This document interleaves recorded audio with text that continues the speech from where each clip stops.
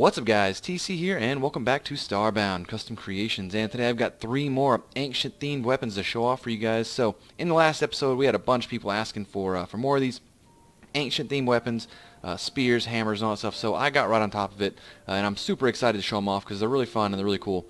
So with that being said, let's jump in. The first one I've got here is called the Tempest Rift. So this is a big ass spear. I would really consider it more like a lance, like I think it's like a joust. See those big lances? They're huge and they have really long reach. So this thing here has extended reach. It functions like a regular spear in that regard. You can like hold it out and stuff like that. It's got crazy long reach. To give you a comparison of this one here to an old one, this is a regular spear. It looks adorable by comparison. So you can see it only reaches out to about there, whereas this one, it already reaches that one just like by default, and then you can extend it all the way out to this block here.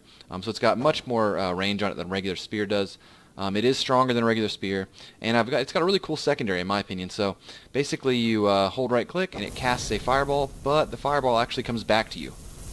It's like that, and you can do more than one, not at a time obviously, but you can just keep casting them like that. It's not too energy expensive either, so you don't have to worry about burning through your energy. It's not incredibly strong, but it's kind of fun because you can use it to like get basically if it misses the enemy, it's like a boomerang. It just comes right back to you. It's really fun, really interesting. It does have the full bright like the other weapons do. I've decided I'm going to keep all the ancient themed weapons are going to have full bright on them. It's like this, so you can see. You can see it in the dark. And yeah, so it does bounce as well. That's also another thing I like to keep is all their weapons have like bouncy ammunition on them. But yeah, this is definitely one of my favorite ones. I love, I haven't given a lot of attention to spears in the past, but this one I really love it. I love the look of it. It just looks really cool, and it's kind of cool to have like a really long-range spear like that. You can basically, as long as you keep your distance, this thing's really powerful. Real quick, we'll just do a where's a pop top here? Come here, buddy. There you go. Let's kill one. So as you can kind of see the range on this thing, it's actually really fun. Cast right through them, and then you can kind of run through them with like a spear attack like that, where you like charge at them. It's really useful in that regard. So it kind of is like a joust like that. You just kind of run at them. But yeah, really powerful, really fun. Our next one on the list here is the Abyssal Impact. So this is a ancient themed hammer. And so this one, what I was actually going for originally was a mace, like those like spiky ball things. So this is in fact, it's kind of like a mixture of a hammer and a mace. So it functions just like a hammer does, but it's kind of like spiky like a mace. It's got a really, it hits really hard obviously. Let's pull another one in here.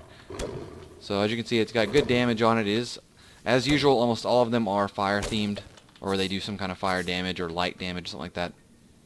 Now this one has a really cool special secondary effect on it, and so something you don't see with the hammers is they're not very good with mobility. So I wanted to, when I set out to make this, I wanted to make this kind of like a mobility themed hammer. So I made an ability that works for that. So when you charge it up, you just kind of jump and it shoots you forward like that. And the thing is, you don't have to, you can do it instantly. Like, you don't have to charge it very long. It doesn't matter how long you, like, hold it up here. You can pretty much always, just have it ready. But, you can either hold it long like that, or you can hold it short. It's still going to take you the same distance.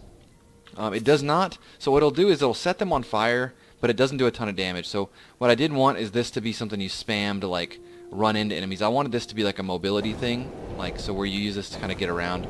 It does work on the ground, but like only barely. So you're gonna want to jump when you use this thing, and it's pretty cheap to use energy wise. I made sure of that.